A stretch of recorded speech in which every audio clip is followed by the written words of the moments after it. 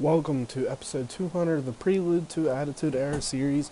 We are now in the midst of the Era. We are at Survivor Series 1999, which is infamous to many of you, where Stone Cold got hit by a mysterious car before the triple threat match with him, The Rock, and Triple H. Plugging in my laptop here. This is just some throwaway opening match on the pre-show. We're in Puerto Rico, which sucks, but it is what it is. Hopefully it doesn't hurt us like it has before. I didn't show the beginning thing because I have some stuff written down. Episode 200. Thank you guys for watching. Think it's going to be a kick-ass show. So let's get it started with the official show with Kurt Angle making his debut versus Val Venus. Kurt Angle wins, defeating Val Venus is now the Intercontinental title. He had debuted his legitimate athlete gimmick. Very good rating. Very happy with that. Basically, Kurt Angle debuts against Val Venus. Val Venus wanted more competition, Intercontinental Champion. As Intercontinental Champion, Shane McMahon accepted his challenge, gave him Kurt Angle. Kurt Angle wins. Upset victory. Now, this is different, is that Kurt Angle's real debut, real time, same time. But he debuted in a strong match, title shot, won, and debuted as a heel right away and didn't turn post-match, but we had that post-match promo with Kurt Angle taunting Val Venus, taunting the fans, very upbeat, yay, generic white meat babyface that's getting booed. But he trashes the fans as it, how he was. You know who Kurt Angle is. Following that, we get a Taz vs. Al Snow in a hardcore title match. Taz wins the hardcore championship by defeating Al Snow. Al Snow defeated Billy Kidman, who defeated Chavo. Billy Kidman, who defeated Chavo, who defeated Crash. So Crash, Chavo, Billy, Snow, Taz. Let's see how long I can keep that line going in my head. Following that, Crash Holly, the OG hardcore champion, attacks Taz. If you remember last month's pay-per-view, actually the beginning of this month, Taz attacked Crash Holly, so with a little bit of a Crash getting that little upset attack. Following that, we have our first 5-on-5 Survivor Series match. Here, promo before it. We have Team Owen Hart versus the Un-Americans and Dudley Boys. Alright, so the match ends with Owen Hart and William Regal. So we have, Owen Hart, William Regal are our final two. Owen submits Regal. Now, generically, I say that right?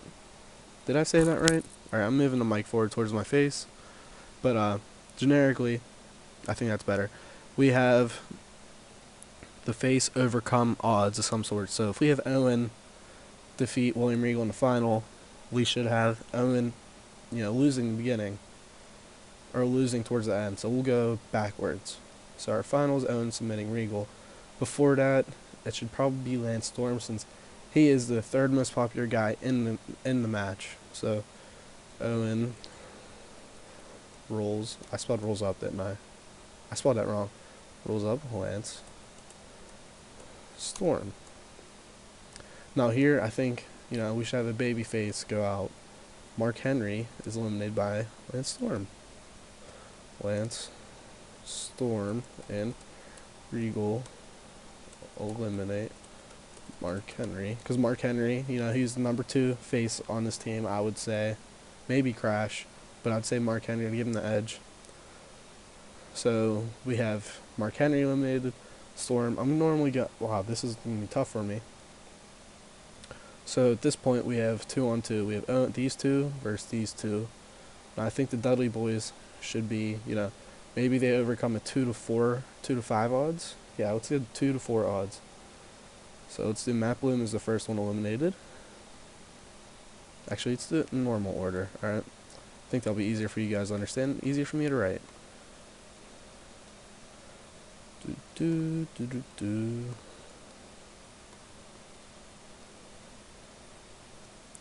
I'm sorry, I should probably just do this without recording. I'm gonna pause. But for next one, I'll have it turned ahead. Alright, I'm gonna pause it. Alright, I got it figured out. So we start off the match right away. Crash Holly rolling up Matt Bloom. Matt Bloom's like, what the fuck?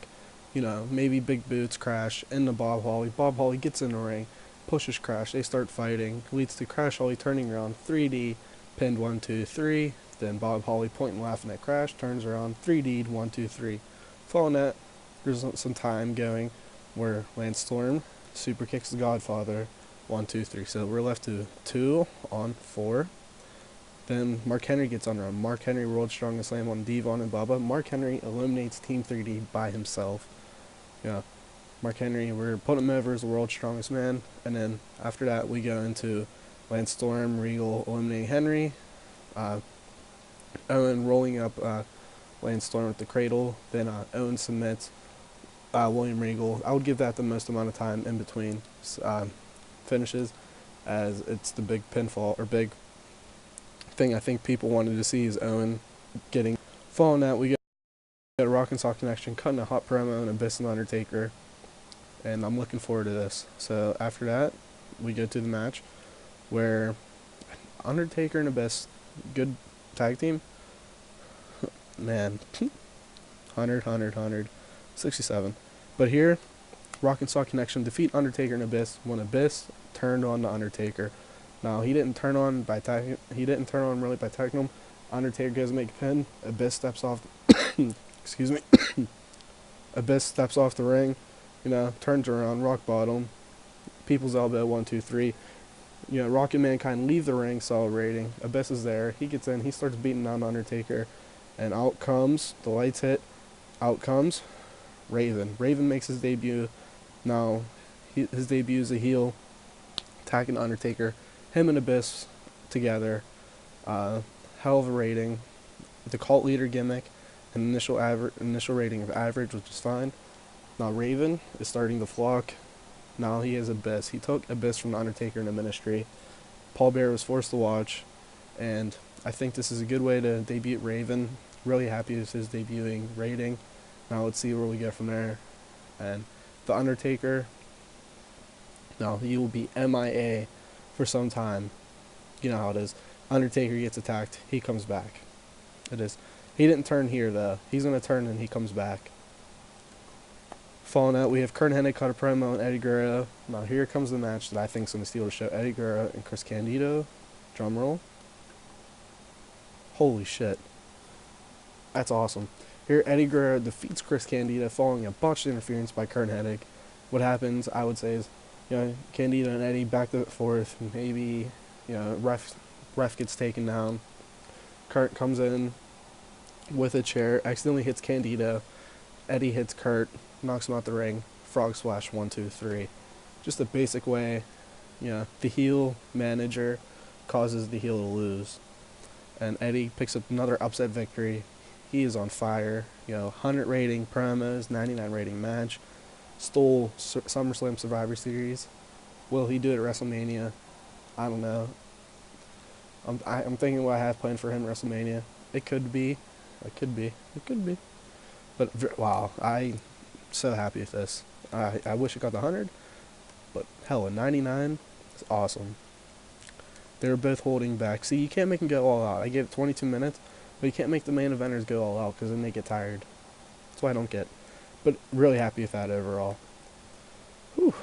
Following that, we get a 5-on-5 matchup where Team Outcast, Team Hardys versus Team Marvelous Ones. Alright, so I'm going to pause it again here. Just to get it together. So here we start off the match with Goldust getting DQ'd for hitting the corner move. What is it? Curtain. Oh my god, this is going to drive me crazy. But the move where the guy's in the corner, Goldust kicks her crotch. He gets DQ'd for doing that to Christian. Then after that, Christian is just pinned by Scotty 2 Hotty because he's in so much pain. Scotty 2 Hotty then gets speared by Edge. Then Edge is eliminated by Rikishi shortly after. And I say then by, it's not immediately. The only immediate elimination is Christian getting pinned. Then Rikishi eliminates Edge. Matt Hardy gets in. He's eliminated by the Marvelous Ones. Mark Marrow is eliminated by Rikishi. Afterwards, he grabs a chair, hits Rikishi with it. Then Marvelous Ones and Jericho hit a move on Rikishi, and he's eliminated. So we're down to Mike Barton, Chris Jericho, and Jeff Hardy. Jeff Hardy is eliminated by Chris Jericho. Before he eliminates either, I left Barton and Jericho as the sole survivors, as you can't always have just one guy left. I think definitely a match like this where it's mostly up and coming stars, and it doesn't hurt just to have it. It doesn't change the game whatsoever. It's just me fantasy booking. So after that, we go to Road Dogg and Batista cutting a promo on their upcoming match, X-Pac and Kane, their tag match, their title match. They go in their history. I'm sorry, I'm looking at my levels and it's low. Maybe I should just eat the mic like this. Here we go to title match where, oh shit, wow. Kane defeats, I had to defeat Road Dogg, whatever. Kane pins Road Dogg by, by chokeslam. And they retain the titles. X-Pac and Kane make their second defense. Overall, hell of a match. And this is going somewhere next. You can probably figure it out why I wanted Road Dogg to lose, but wasn't expecting a 95 rating at all. Gave these guys a lot of time, and they delivered. So it's interesting to see where they go from here. Maybe I delayed plans I had. I don't know. Now, this honestly does throw a curveball into my thinking. Because, damn, I don't know what to do now. That's interesting. See, now I have a couple of different choices to do here. Originally, I'm not going to tell you what I was going to do originally. We'll leave that to be fake. You guys are smart enough. I was going to have Batista turn on Road Dogg, right? And they would just feud. But now, this rating makes me think, maybe Rabid Dog can still have a run, this time as heels. They were never a heel tag team, I believe. Nope. No, they weren't. So there's a heel run there. Maybe they turn on X-Pac and Kane. Huh. I like that. Yeah, maybe they turn on X-Pac and Kane, leading to, them just getting these two teams feuding for a while. Maybe it's for the title, maybe for not, but I don't know. Huh. Shit. See, I love and hate when this stuff happens, because this tells me that there's a face dynamic here where it's face versus face. But if we have, heel versus face, that means the rating can only go up.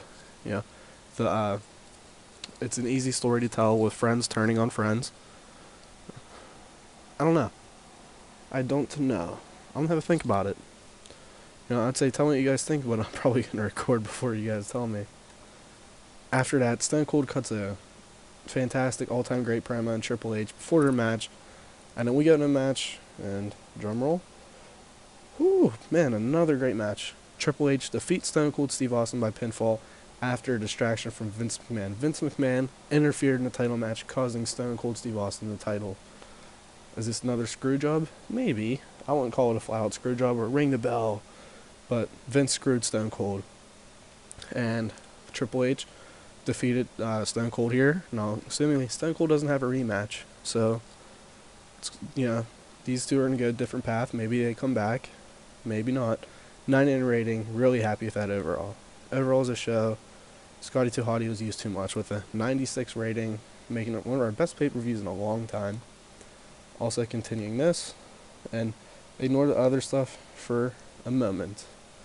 Overall, very happy with it. Very happy with Raven's attack on Undertaker. Very happy with Austin and Triple H, that feud. Ecstatic about X-Pac, Kane, Rabid Dog, Candido and Eddie. Can't be any more happier with those feuds right now. Now, I honestly don't know what I want to do with Rabid Dog.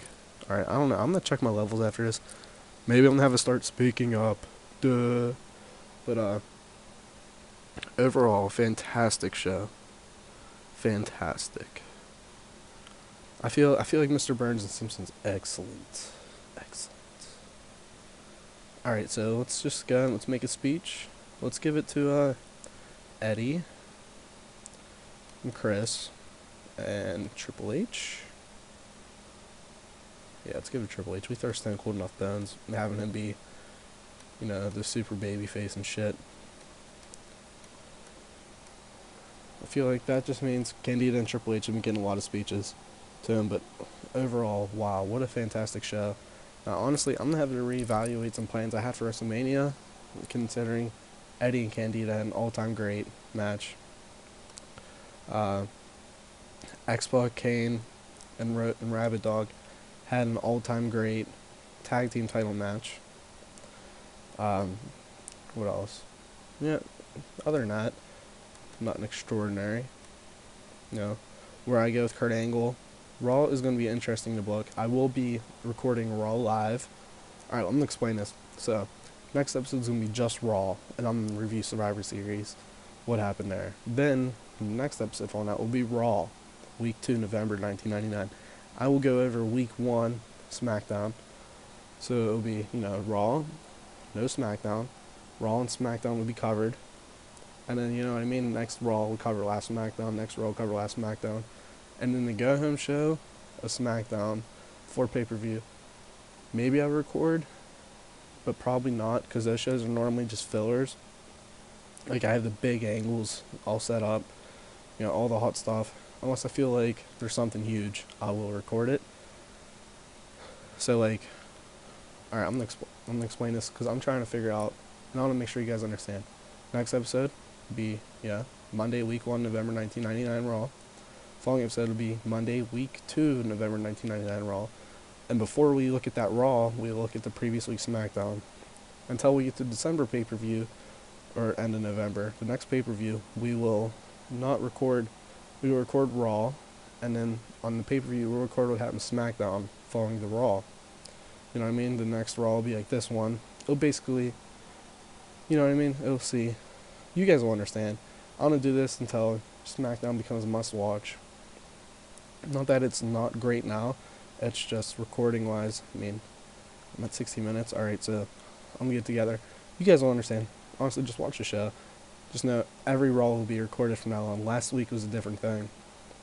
But every Raw from now on will be recorded. SmackDown will be recorded sparingly, but I will be sure to show you guys the results. Now, with it being episode 200, I figured it's time to go back and look where we came from. We're at episode 200.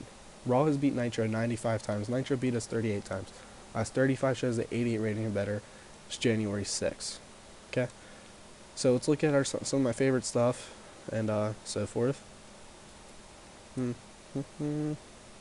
So my favorite feuds, I couldn't just pick one, has been Brian Pillman and Goldust, where Brian Pillman took Marlena, then took Goldust's career away from him.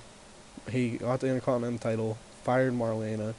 Goldust came back, attacked Pillman, took the Intercontinental title, and Pillman took a sabbatical after that. The Marvelous Ones and the Road Warriors. WrestleMania 13 was New Age Outlaws, Marvelous Ones versus Road Warriors. Or no, APA, Road Warriors, New Age Outlaws. The next one, then 14 and 15, were Road Warriors versus the Marvelous Ones, with the Marvelous Ones winning both times, and then turning heel on the Road Warriors at 14. Something like that. But yeah, they turned heel on the Road Warriors. That was a great feud. Stone Cold and Chris Candido from TEW 2016. Great feud. Six-pack challenge with Candido and Stone Cold. Rock, Jericho, Taker, Triple H, Stone Cold, Candido. I think Rock. I think I'm named all of them. You know who they were. It was just a couple weeks ago. That was my favorite match and my favorite feud. Some other favorite matches were just Eddie Guerrero and Chris Candido at Survivor Series. Eddie Guerrero, Owen Hart at SummerSlam. Favorite storyline was the Perfect Protege storyline following WrestleMania 14, where Kurt Hennig came in and says, I have a protege. He's been here the whole time. You guys just haven't been paying attention. Chris Candido, get out here. Then we pushed Candido far and hard. We still are. That was my favorite story. My favorite star's rise has been The Rock. Debut, white meat babyface. Turns heel at WrestleMania 13 with the Nation for 1 year at WrestleMania 14. Defeats Mankind next year, or is defeated by Mankind 14. Or no, defeats Mankind at 14. Is defeated by Stone Cold at 15. See where he goes in 16. I love the Rock storyline so far. He hasn't been the marquee face right now, but it's because Stone Cold's there. When it's time to give the Rock the marquee face, I will, and I will give it hard. An equal saying give it hard. And then favorite tag team by far, Marvelous Ones. Biggest surprises are Chris Candido and the Marvelous Ones. Didn't have anything else. My biggest disappointments are Billy Gunn dying in the game. That was just crazy. He's still in the database because I didn't delete him when I changed databases. Brian Pillman not staying clean, he could have been what Chris Candido is and what Triple H is as one person and as Jericho. Like, I would just need him. That's all I would need as a heel. He's so damn good if he was clean. And then Vader leaving for WCW before WrestleMania 13 sucked. That's TEW 2013. But yeah, that sucked when Vader did that. So I'm going to go back and show you guys WrestleMania 13, 14, 15. So let's pause it here. Sorry for the long episode, but it's episode 200. You know, why not? So WrestleMania 13, we had, Jake Roberts, excuse me, winning a battle royal. Road Warriors defeating APA and New Age Outlaws. APA still in the company. Billy Gunn's not. Psycho Sid defeating Goldust. Psycho Sid had a pretty good run for a while there. Rock turning heel on Rikishi and Yokozuna. This is probably one of the most disappointing matches, and to me, like, ever in the game. Owen Hart, British Bulldog versus Stone Cold Steve Austin, Brian Pillman. Two great tag teams. An 81 rating. Yeah. Yes, it's not Stone Cold Bret Hart, but I think we replaced that. Triple H versus Ken Shamrock. Great match. Triple H hasn't won at WrestleMania yet. Just a little factoid for you. Mankind losing Undertaker the first time. This was over. Mankind was a heel. He was attacking Undertaker. This is like the boiler brawl, stuff like that. And then Bret Hart versus Shawn Michaels. Bret Hart winning and turning heel to win. So we had the Bret Hart, Shawn Michaels. I don't remember if it was a double turn or not. I don't think it was. No, it wasn't. It was a WrestleMania 12 rematch. Bret Hart wins here by cheating, retains his title. Alright, so let's go to WrestleMania 14. WrestleMania 14, pre-show, APA gets a win. Then Val Venus making either his debut or his debuting storyline against Al Snow. Psycho Sid once again having a terrible match on thing, but we were getting them hot there. Then here, Ahmed Johnson, Rikishi, and Too Cool defeating the Nation of Domination. I think this was still the Rock's Nation, if I believe so. I don't remember. But here, Ahmed Johnson, Rikishi, Too Cool, First Nation Domination, Godfather, Mark Henry, D'Lo Brown, Ron Killings, who's in developmental. Brian Pillman defeating Ultimate Warrior, the Marvelous Ones turning heel, and then they become the Marvelous Ones. The now famous Undertaker and Kane match at WrestleMania 14, like real life, Undertaker wins, and Kane walks away. Rock part is Nation Domination. Yeah, he was part of the Nation. He was the leader in the Nation at this point. Defeats Mankind here. Then Owen Hart finally gets comeuppance against D-Generation X and Triple H, who this is after the Montreal Screwjob. So Owen Hart defeats Triple H there, gets his huge babyface win, and then DX really shits the bed that night because Stone Cold wins. Look at that, 98, 99. I think we're back to 99, WrestleMania 15.